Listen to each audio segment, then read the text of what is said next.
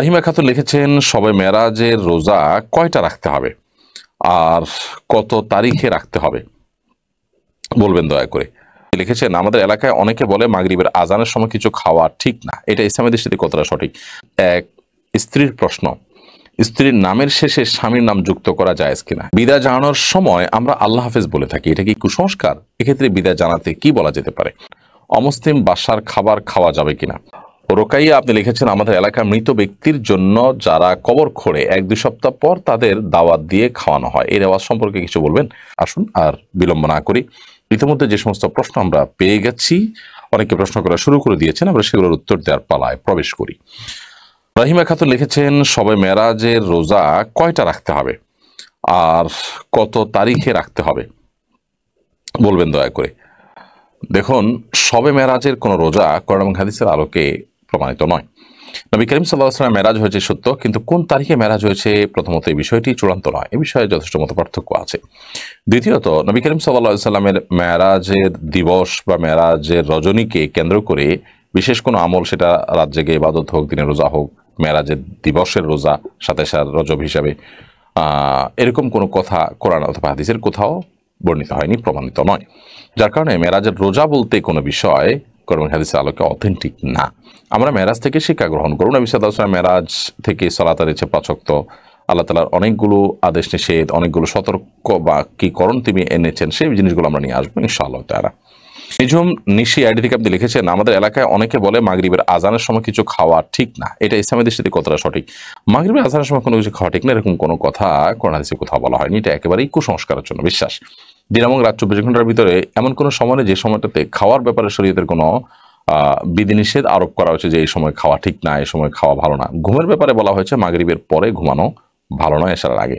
নবী সাল্লাল্লাহু আলাইহি ওয়াসাল্লাম এই সময়ের ঘুমটাকে অপছন্দ করতেন, এটি এশার নামাজকে রিস্কের মধ্যে ফেলে দিতে পারে, সেটি ভিন্ন বিষয়। বাট এর বাইরে আপনার এশার মাগরিবের সময় খানা খাওয়া নিষেধ, পান করা নিষেধ, এরকম কোনো কথা কোনো দেশে বলা হয়নি। আসাদ মিয়া এটা থেকে লিখেছেন, আপনি আড়াই সিধা লতিফ বাড়ির এক স্ত্রীর প্রশ্ন, স্ত্রীর নামের শেষে স্বামীর নাম যুক্ত করা জায়েজ কিনা? স্ত্রীর নামের শেষে স্বামীর নাম যুক্ত করলে গুনাহ হবে না, তবে এটা সুন্নাহর খেলাফ, সুন্নাহ পরিপন্থী অনুত্তম কাজ। ছেলে হোক আর মেয়ে হোক, নামের শেষে বাবার নাম, দাদার নাম, বংশের নাম থাকবে। স্বামী স্ত্রী পরস্পরের নামের অংশকে নামের সাথে জুড়ে দেওয়া এটা সুন্নাহ নয়, কারণ নাম এটা মানুষের পরিচয়ের ব্যাপার, এর পরিচয় এটা পরিবর্তনশীল না। আজকে স্বামী স্ত্রীর মধ্যে সম্পর্ক আছে, কালকে সম্পর্ক না থাকলে তখন কি হবে? এই জন্য পরিচয় হয় স্থায়ী, সেখানে বাবার নাম, বংশের নামটা থাকবে। কোনো মেয়ের নাম যদি হয়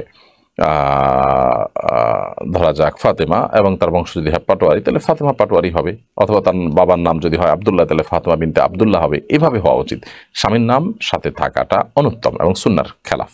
সাইফুর রহমান আপনি লিখেছেন, বিদায় জানানোর সময় আমরা আল্লাহ হাফেজ বলে থাকি, এটা কি কুসংস্কার? এক্ষেত্রে বিদায় জানাতে কি বলা যেতে পারে? বিদায় জানানোর সময় আমরা আল্লাহ হাফেজ বলি, অনেকে আল্লাহ হাফেজ বলি, অনেকে ফি আমানিল্লাহ বলি।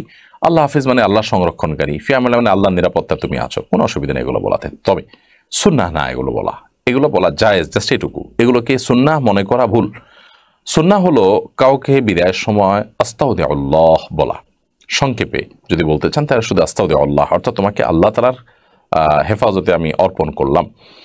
আবার আপনি যদি এটাকে পুরো দোয়াটা পড়তে চান তাহলে আস্তাউদিউল্লাহ দীনাকুম ওয়া আমানাতাকুম ওয়া খাওয়াতিম আমালিকুম, অর্থাৎ তোমার দিন এবং তোমার ইমানকে আমি আল্লাহর উপরে অর্পণ করলাম। তুমি সফরে বের হচ্ছ বা বিদায় নিচ্ছ, চলে যাচ্ছ, আল্লাহ যেন তোমাকে তোমার ইমান, তোমার দিনকে হেফাজত করে এবং তোমার শেষ পরিণতি যেন ভালো হয়। ইমানদার সবসময় আখিরাত রিলেটেড বিষয়গুলোকে নিয়ে ভাববে, কারণ সেটাই তার জীবনের আসল পাঠ। বিধায় সেই জায়গা থেকে আপনি ওই পুরো দোয়াটা পড়বেন, আস্তাউদিউল্লাহ দীনাকুম ওয়া আমানাতাকুম, তোমার দিন এবং তোমার আমানতকে আল্লাহ তাআলা হেফাজত করো, ওয়া খাওয়াতিম আমালিকুম, এবং তোমার আমলকে আল্লাহ তাআলা বা তোমাদের আমলকে আল্লাহ তাআলা হেফাজত করুক।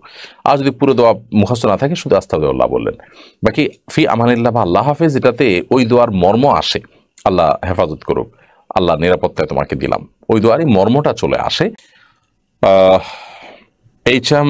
রাশিদুল ইসলাম জীবন আপনি লিখেছেন, অমুসলিম বাসার খাবার খাওয়া যাবে কিনা? আমার প্রতিবেশী অমুসলিম, তার বাসা থেকে মাঝে মধ্যে ফল পাঠান, সেটাকে খেতে পারবো? অমুসলিমরা তাদের বাসা থেকে ফল টল পাঠালে সেটা আপনি খেতে পারেন, কোনো অসুবিধা নেই। তাদের কোনো খাবার যদি আপনার জন্য পাঠানো হয়, সেটা যদি হালাল হয়, সেটা খেতে কোনো সমস্যা নেই। সাহাবা একরাম অমুসলিমদেরকে দাওয়াত করে খাইয়েছেন, তাদের বাসায়ও খেয়েছেন।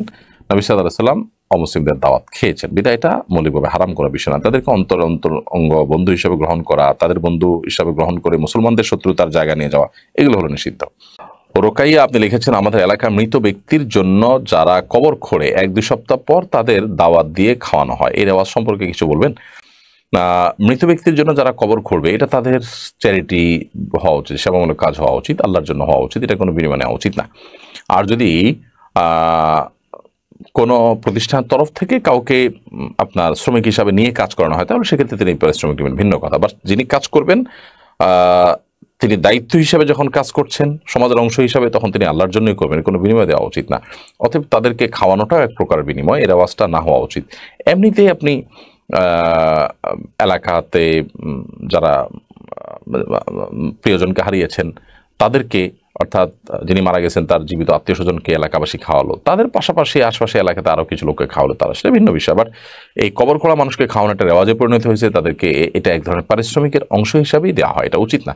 বরং কবর খোঁড়ার কাজটা সমাজের গরিব মানুষ কেন, বিত্তবানদের মধ্য থেকে কেউ সেবামূলক অংশ হিসাবে করবে, সেবামূলক কাজের অংশ হিসাবে করবে। এবং মানুষ মারা যাওয়ার পর তার কবর দেওয়াটা কিন্তু ফরজে কিফায়া, সমাজের কেউ যদি না করে সবাই গুনাহগার হবে, বিধায় এটার জন্য উদ্যোগ নেওয়া উচিত এবং এটার কোনো বিনিময় গ্রহণ করার মানুষকে থাকা উচিত।